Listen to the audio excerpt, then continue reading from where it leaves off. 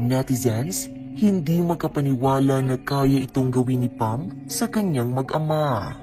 Isang malungkot na Christian Murray ang nasaksihan ng mga netizens sa ibinahaging episode ng kanilang reality show na may pamagat na Broken Family.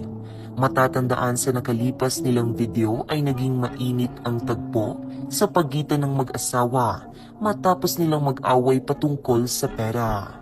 Naganap rin ang muling pagpapakasal ng dalawa sa Australia upang personal na masaksihan ng pamilya ni Pam ang pag-iisang dibdib ng dalawa dahil hindi sila nakauwi sa unang kasal ng mga ito dahil sa pandemya. Habang nasa Australia ay naging issue rin sa mag-asawa ang engagement ring na ibinigay ni Merck matapos magalit ni Pam dahil napag-alaman nitong hindi tunay na diamante ang singsing.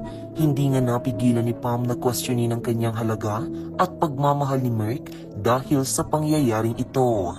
Matapos nilang ikasal ay pera naman ang naging dahilan ng pag-aaway ng mag-asawa dahil naniniwala si Pam na siya ang may karapatang humawak ng kanilang pera, gayong siya ang babae at nakatoka sa pagbabudget. Naniniwala nga si Pam na bilang isang ilaw ng tahanan ay kailangang siya ang may responsibilidad sa paghawak ng pera.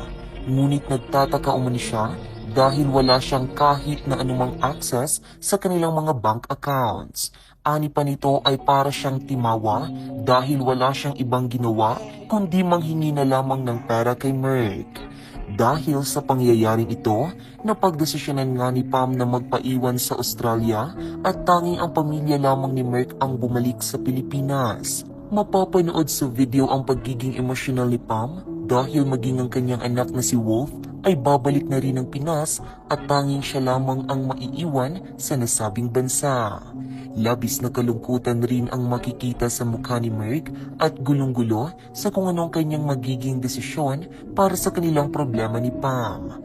Dahil dito ay minabuti nga ni Merck na humingi ng payo sa kanyang mga kaibigan na sina Makagago at Mami Tony Fowler. Payo ni Mami Tony ay kailangan umano nila Merck at Pam na mag-usap ng masinsinan at ayusin ang anumang gusot sa kanilang relasyon lalo na't mayroon na silang anak.